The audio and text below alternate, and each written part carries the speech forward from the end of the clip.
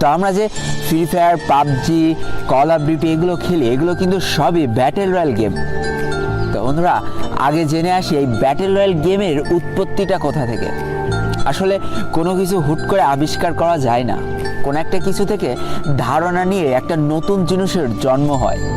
তেমনই বন্ধুরা, mission impossible নামে একটা মুভি ছিল, যেটাতে একটা আইসল্যান্ডের মধ্যে কিছু মানুষ আটকা পড়ে যায় এবং একটা পর্যায়ে যে তাদেরকে বাধ্য করা হয় একজন আরেকজনকে হত্যা করার জন্য। এমন চলতে চলতে সর্বশেষ যে বেঁচে থাকে সেই হয়ে যায় জয়ী। এখান থেকে মূলত এই ব্যাটেল রয়্যাল গেমের জন্ম। এবার আসি আমাদের সকলের পছন্দের ফ্রি ফায়ার গেমটার কথায়। ফ্রি ফায়ার গেমটা কোনো একজন মানুষ সৃষ্টি করেনি, এটা একটা কোম্পানি তৈরি করেছিল, আর সেই কোম্পানিটার নাম হলো গেরিনা, যেটা 2009 সালে স্থাপিত হয়েছিল। তো এই কোম্পানির মালিক ছিল ফরেস্ট লি, এবং যেটা সিঙ্গাপুর থেকে পরিচালনা করা হচ্ছিল। 2017 সাল পর্যন্ত বেশ কয়েকটা পপুলার গেম কিন্তু তারা মার্কেটে নিয়ে আসে, কিন্তু ওইভাবে কোনো গেমই মানুষের মন জয় করতে পারে না। কিন্তু বন্ধুরা, প্রত্যেকটা জিনিসের লাইফে একটা টার্নিং পয়েন্ট থাকে। এই ফ্রি ফায়ার গেমটা ছিল গেরিনা কোম্পানির লাইফের একটা টার্নিং পয়েন্ট।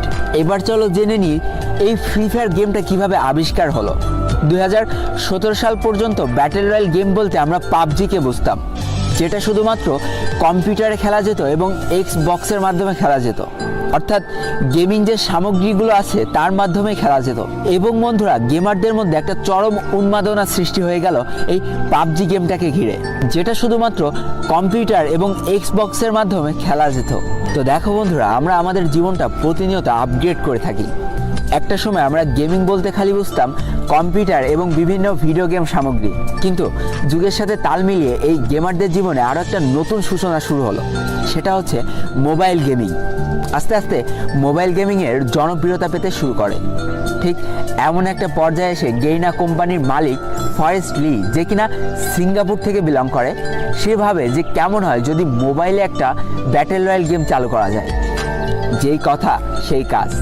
2017 সাল থেকে শুরু হয় আমাদের এই ভালোবাসার গেমটা তৈরি করার কাজ।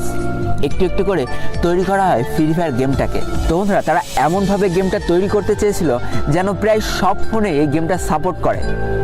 তাই তো ভালো ফোন, খারাপ ফোন, সব ফোনে যাতে এই গেমটা খেলা যায় সেই চিন্তাকে মাথায় রেখে এই গেমটা তৈরি করার কাজ শুরু করে ফেলে।